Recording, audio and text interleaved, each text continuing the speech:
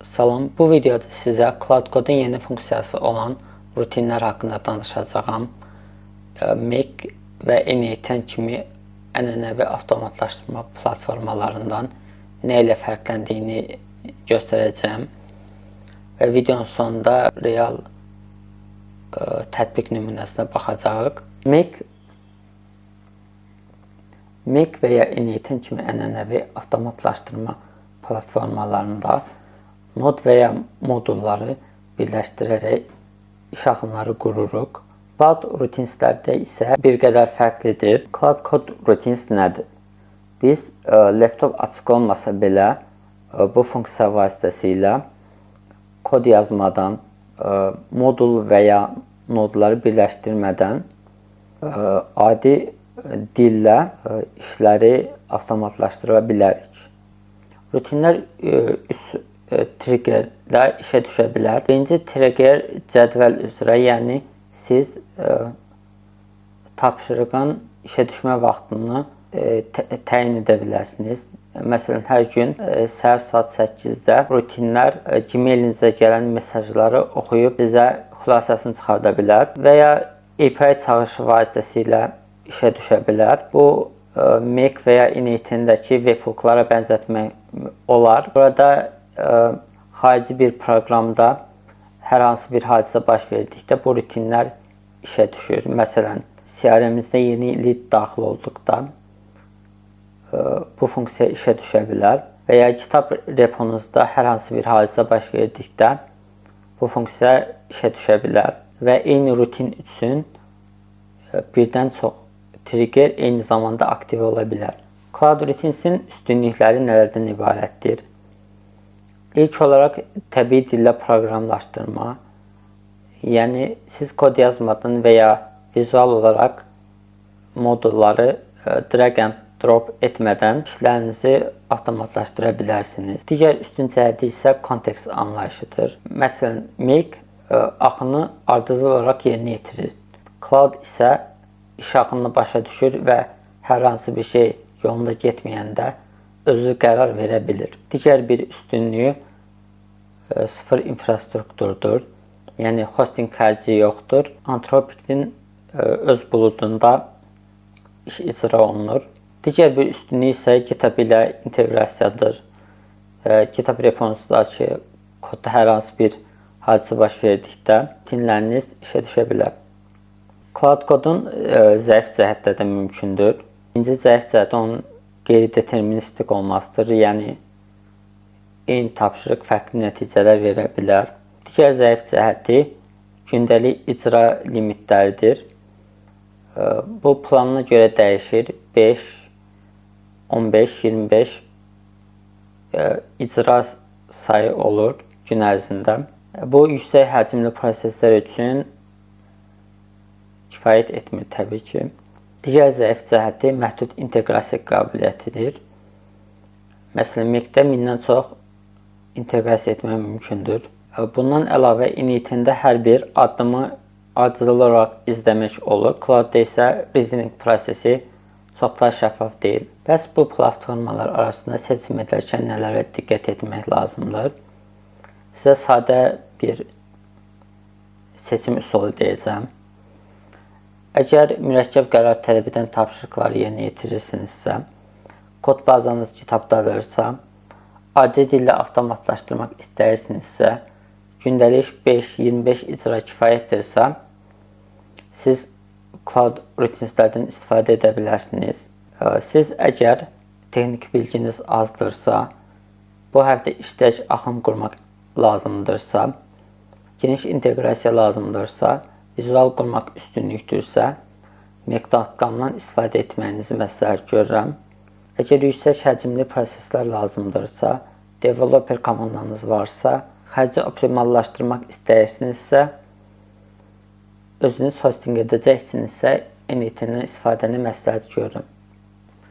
Ən güclü yanaşma isə hibrid modeldir.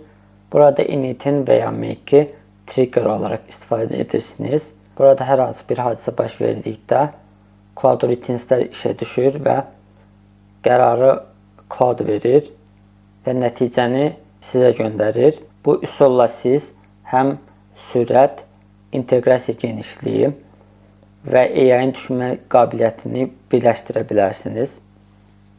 İndi isə gəlin real bir nümunəyə baxaq. Məsələn, hər gün siz səhər saat 8-də müştəridən gələn e-mail mesajlarını analiz edib narazılıqları və şikayətlərin xülasəsini çıxartmaq istəyirsiniz. Və bunun üçün rutin hazırlamaq istəyirsiniz. Bunun üçün bu linkə daxil olursunuz. Yeni rutin yaratmağa klikləyirsiniz. Rutinizə istənilən adı verə bilərsiniz. Məsələn, gündəlik mesaj analizi. Instructionslar sizin cloud-a verdiyiniz prompt nümunəsidir. Burada görülən işi ətraflı olaraq izah edirsiniz. Mən belə bir şey yazıram. Hər gün saat 9-da Gmail-dəki oxumamış müştəri e-maillərini analiz et. Narazılıq, şikayət və ya təcili kömək tələb edən mesajları müəyyən et. Bunları prioritetə görə sıralayıb komandamızın Slack kanalına göndər. Siz əgər gördüyünüz iş əgər GitHub reposundadırsa, burada öz reponuzu qoşa bilərsiniz və silə bilərsiniz. Cloud-un istifadə edəcəyi modeli seçə bilərsiniz. Mən Sonnet 4.6-nı seçirəm. Və bu işin icra olunacağı bulut infrastrukturunu seçə bilərsiniz. Default olaraq seçirəm. Rutinin saatlıq, gündəlik və ya həftəlik olaraq nə işə düşəcəyini təyin edə bilərsiniz. Bu rutinin Gmail-dəki mesajlarımızı oxuya bilməsi üçün və narazılıqları Slack kanalımıza göndərə bilməsi üçün bu proqramlarla əlaqələndirməliyik. Bunun üçün konnektorlardan istifadə etməliyik. Burada Gmail konnektorumuz artıq qoşulub, lakin Slack proqramına qoşulmamışıq. Yeni konnektor əlavə etmək üçün bu linkə daxil olursunuz və connectorslara klikləyirsiniz. Browse connectors deyirsiniz və burada Slack yazırsınız. Connect deyirsiniz və allow deyərək öz kanalınızı qoşa bilirsiniz.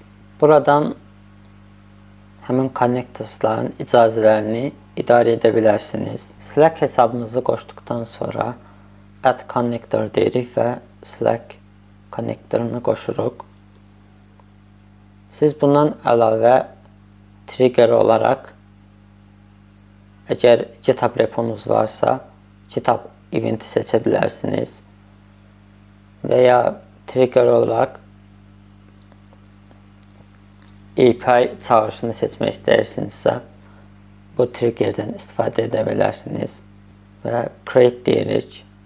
Bu rutinləri manual olaraq da icra edə bilərsiniz. Bunun üçün run now deyirik və rutinimiz işə düşür. Və rutinslər icra olunub bitdikdən sonra işə klikləyərək Cloud-un arxa planında gördüyü işləri görə bilərsiniz.